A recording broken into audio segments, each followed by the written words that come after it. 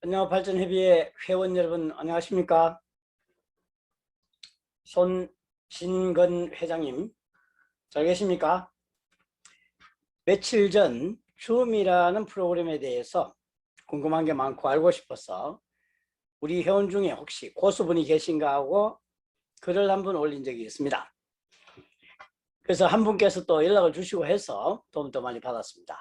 오늘 저는 처음으로 배운 지 얼마 되지 않지만 줌이라는 신기한 우리 이 코로나19 시대 때 아주 각광받는 프로그램에 대한 궁금증 때문에 줌을 지금 좀 배우고 있습니다. 이 줌을 통해서 할 수 있는 일이 무엇이 있을까 라고 고민하던 중에 이게 대단하구나 제 생각만 그런지 모르겠으나 그래서 지금 배우고 있는데 혹여 여러분들도 관심 있으신 분은 한번 배워보시라 그런 뜻으로 이제 잠깐 줌에 대해서 소개를 아주 초보지만 영상을 한번 찍어봅니다. 자, 저도 이제 우리 그 언양업발전협의회 회원님들께서는 대단히 그 활동을 많이 하시는 분들이시잖아요. 지역사회에서. 그러다 보니까 다들 바쁘셔요. 그래서 회의 오라 하면 다들 바쁘신 시간 쪼개서 이렇게 오시지 않겠습니까? 저도 뭐 그렇게 우리 회원님들만큼 바쁘진 않지만 저도 조그만한 그 단체를 하나 회장을 맡고 있어요. 제가 맡고 있는 단체는 전국 구성원이 전국에 아주 산재였습니다. 회원의 숫자는 얼마 되지 않지만 그러나 전국에 산재해 있는 단체이다 보니 코로나19 시대가 아니라 하더라도 정말 회의를 해내기가 대단히 어렵습니다. 많은 회원들의 엄청난 시간을 요구해야 되고 또 그러다 보니 자주 할 수도 없을 뿐만 아니라 비용 또한 만만치 않습니다. 그래서 줌 이게 코로나 시대 때만 필요한 것이 아니라 때로는 많은 사람들의 시간을 절약할 수 있는 작은 회의 같으면 크게 중요한 회의가 이라치면 비대면 회의로도 일정 부분 역할을 할 수 있겠구나. 그래서 저도 이제 이 줌을 배워서 저희 전국에 산재되어 있는 몇 되지 않은 분들의 단체지만 제가 이제 회장을 맡고 있으니까 이사회도 해야 되겠고 또 간담회도 해야 되겠고 또 때로는 회의도 긴급한 회의도 해야 될 일이 있을 것 같아서 줌을 공부하고 있습니다. 근데 이 줌을 공부하다 보니까 이 화상회의나 또 토론회, 간담회 이와 같은 기능만이 줌이 있는 것이 아니라 이 줌 중에는 지식 전달 수단으로서 아주 유용한 기능이 있더라. 그래서 혹시 우리 그 회원님들 중에서도 이러한 부분이 필요하지 않을까 하는 그런 생각에서 한번 영상을 찍어 봅니다. 불편하시고 서툴지만 아주 초보의 귀여움이다. 이렇게 생각해 주시면 고맙겠습니다. 자, 초보자 아주 그 철없는 사람의 귀여움으로 한번 봐주시기 바랍니다. 저는 오늘 그 이 영상을 통해서 이것을 뭐 제가 여러분께 지식을 전달하는 수준까지는 거기 전문성이 없습니다. 그러나 요걸 통해서 우리가 기이 알고 있었던 부분을 같이 한번 끄집어내므로써 요런 역할도 있구나 하는 기능 측면에서 한번 볼 수 있는 부분을 한번 정리해 보고자 하는데요. 우리가 주로 회의에 참여하게 되면 회의에 가입해서 운영에 참여하게 되면 회의를 너무 자주 하지 않습니까? 그 회의 전달 체계, 즉 회의 순서도, 회의 진행법, 회의 흐름도에 대한 이야기를 가지고 여러분들과 잠깐 한번 줌의 역할을 견주어 보고 싶습니다. 그러면 회의 흐름도 여러분들이 잘 알고 계시는, 기이 알고 계시는 부분이지만 줌으로 이런 역할도 있네. 줌의 기능을 설명한다. 줌의 기능을 보여준다는 아주 가벼운 마음으로 그 회의 진행법에 관한 이야기를 곁들여서 줌의 기능을 한번 설명해 보도록 하겠습니다. 자, 회의 진행법에 대한 이야기를 한번 풀어보겠습니다. 자, 이것이 회의 진행 순서도입니다. 여러분 아시다시피 회의 진행 순서는 일반적으로 회의 진행 순서는 이렇게 되지 않습니까? 자, 성원 보고가 사회자로부터 먼저 있겠죠. 두 번째, 의장님께서 개회 선언을 하시게 될 것입니다. 보편적인 회의체에 있어서는 국민 의례를 하게 되겠죠. 그 다음에 의장 인사 말씀이 있을 수 있을 테고 회의체에서 전차 회의록 낭독 및 승인의 건을 우리는 상정하게 될 것이고 그 다음에는 사회자 또는 사무국을 총괄하는 사람 아니면 의장으로부터 지금까지 회의가 열리기 전에 일어났던 우리 회와 관련된 사항들 등을 보고하는 보고사항 보고의 순서가 있을 수 있겠습니다. 그 이후에 우리는 이제 의안을 채택, 즉 오늘 회의에서 중요하게 다루어야 될 의안을 채택하는 순서를 가지게 될 것이다. 이렇게 생각이 듭니다. 자, 그래서 의안 채택에서부터는 이제 회의체가 본격적으로 이제 시작이 되는 그런 관계가 되겠죠.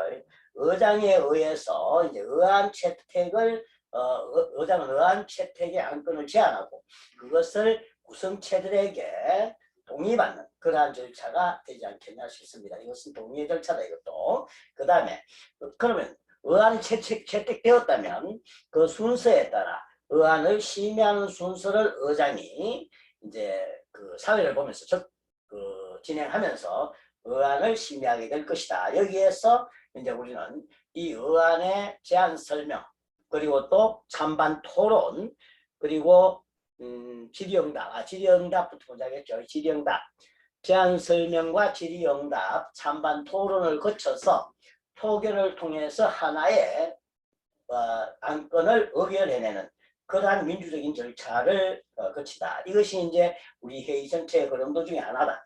뭐 마치기 전에 서로 토론하고 또 기타 중요하지 않은 부분에 대해서 토의하는 순서를 갖는 것이 일반적인 회의 진행의 관례이더라.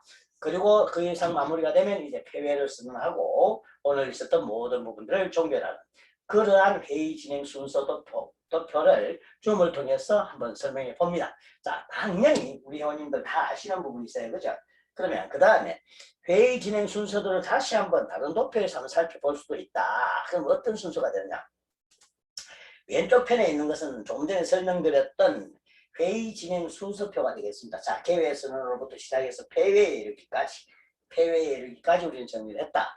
그 다음에 이제 오른쪽에 있는 동의 처리 절차도라는 것이 있을 수 있는데 동의안이 올라올 수도 있다. 이제 그런 생각이 드는 거죠. 동의안이 올라올 수도 있겠다. 자, 예를 들어서 우리가 안건 채택으로 처리했는 안건에 대해서는 동의안이 올라오지 않겠지만 예를 들어서 보편적인 회의에서 우리가 회원에 의해서 안건이 제안되고 그것이 제청되고 의제로 성립하는 등의 과정들을 한번 도표를 한번 살짝 그려봤다. 그래서 이 부분을 한번 같이 한번 살펴보자 이런 생각을 합니다. 이것이 중요한 것이 아니라 주어는 이런 역할도 하더라가 더 중요합니다. 자, 먼저 발의, 즉 동의안을 제안하는 순서가 있을 수 있겠죠. 회원한 사람이 자, 뭐 할 것에 동의합니다 라고 먼저 의장님께 발언권을 얻고 동의안을 제안하게 되겠죠. 동의안, 즉 의장님 8월 12일 날 이 좋은 봄날에 우리 회원 모든 분들이 봄놀이를 갈 것에 동의합니다. 갈 것을 제안합니다. 이런 뜻이죠. 자, 그러면 제청입니다. 좋습니다. 라는 뜻의 제청, 즉 회원한 사람이 제청이 있을 수 있을 것입니다. 제청이라고 이야기하는데 동의합니다. 나와 제청이라는 말을 함께 어우러져 씁니다. 그 다음에 동의안, 즉 제청이 들어오는 순간에 우리는 의제가 성립이 되었다 이렇게 표현을 하더만요. 자, 안건이 상정되는 것이죠. 의제가 성립됨과 동시에 이제 안건으로 채택되었다는 말과 꼭 같은 동의어가 아닌가 이렇게 싶습니다. 안건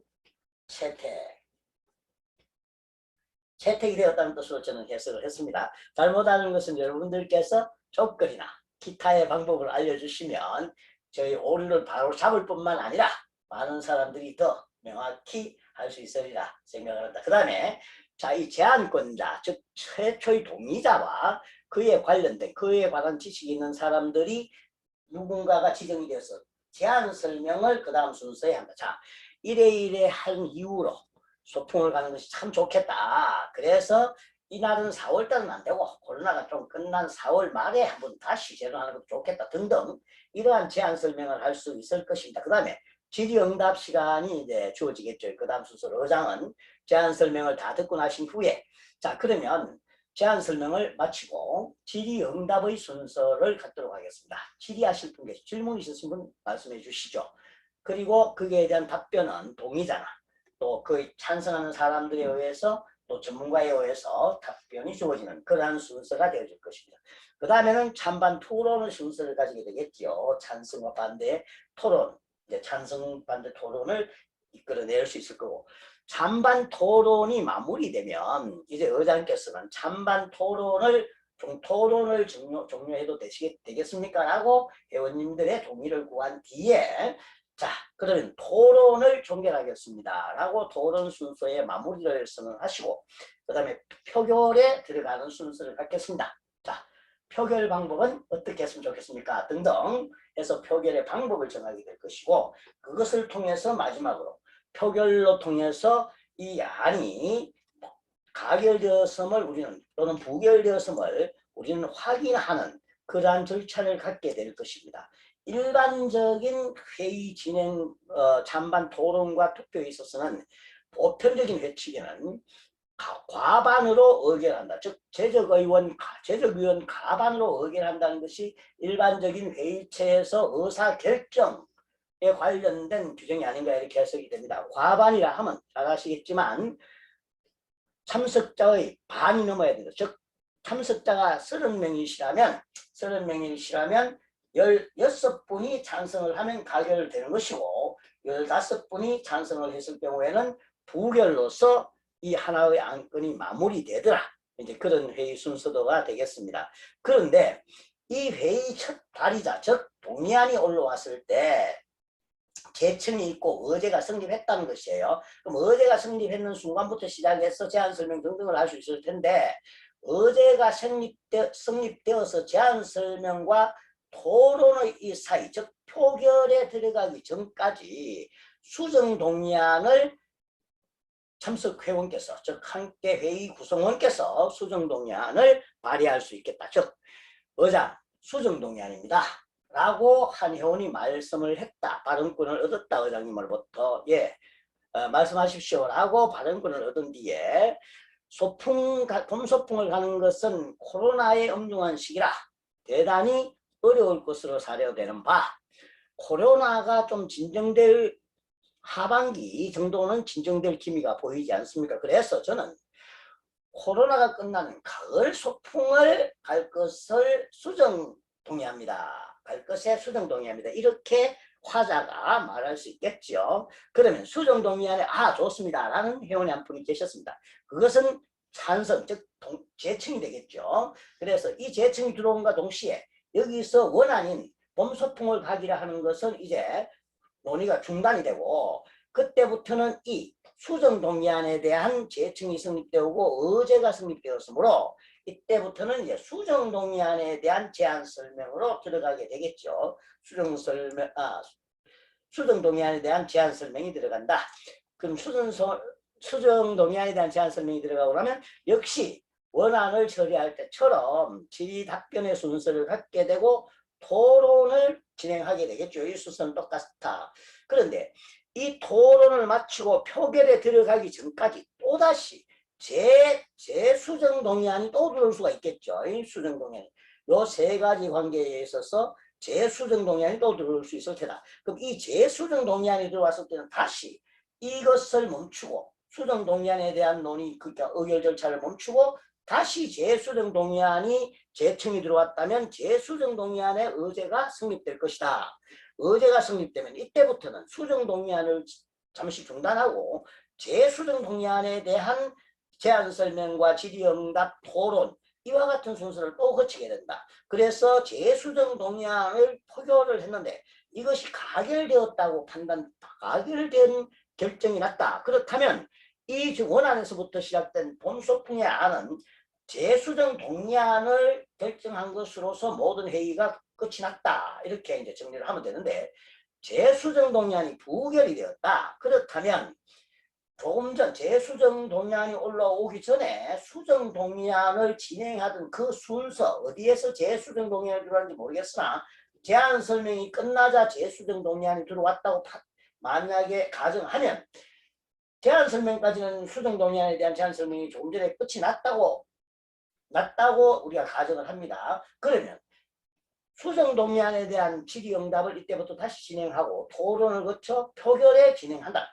이 표결이 부결될 경우에는 가결되어서는 가결이 된다면 이것은 수정 동의안으로서 오늘 봄소풍의 안건은 수정 동의안이 동의안대로 의결되었음을 의장께서는 선포하실 것이고 수정동의안이 또 부결됐다. 이렇다면 결국은 다시 이 부결된 수정동의안이 부결되는 순간에 다시 원안의 진행 순서가 어디까지 처음 진행되었던가 여기서 중단되었다면 여기서 즉 제안 설명이 끝이 난 지점에서 수정동의안이 들어왔다 치면 이제는 제안 설명은 조금 전에 수정동의안이 들어오기 전에 정리가 되었으므로 이제는 원안의 질의 답변의 순서로 넘어가서 토론을 거쳐서 표결을 진행함으로써 표결에서 과반수 이상의 찬성이 나왔을 경우에는 원안이 의결된 것으로 하고 결정된 것이므로 원안대로 범속을 하게 될 것이나 원안조차도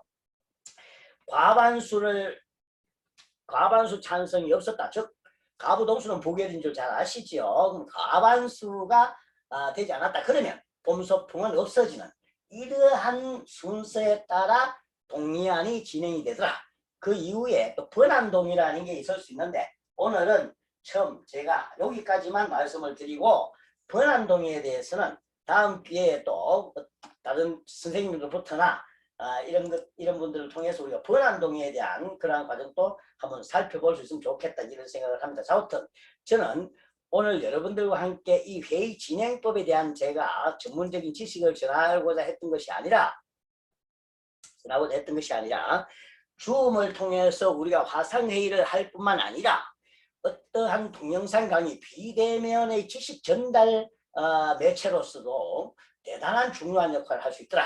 그래서 우리 언양업발전협의회 회원 여러분들과 함께 이 줌의 다양한 기능 그것은 어떤 것에 활용됨으로써 우리가 이 많은 사람들에게 도움을 줄 수 있을까 그런 관점에서 초보자 줌을 처음 접한 사람의 경이로움을 이렇게 아주 장황하게 쓸데기 없는 그러한 말로서 한번 해봤다.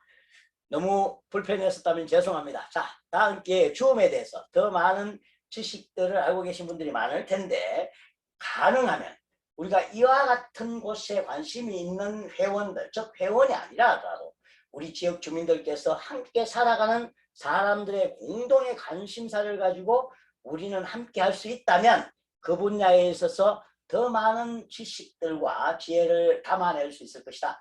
그걸 통해서 우리는 지역사회에 도움이 될 뿐만 아니라 우리 스스로에게도 큰 보람을 느끼는 그런 가치 있는 삶이 되지 않을까 하는 아주 그 생각이 짧지만 어떻든 제 짧은 생각에 그런 생각을 한번 해봤습니다. 자, 불편하셨다면 대단히 죄송합니다. 그러나 여러분들도 이와 같은 추움에 대한 이야기들을 한번 공부해 볼 필요도 있겠다. 그래서 감히 아주 주절주절 넋두리를 해봤습니다. 자, 여기서 마무리하겠습니다. 줌에 대한 관심이 있으신 분들 함께 모여서 우리 같이 배우면 더 좋지 않을까요?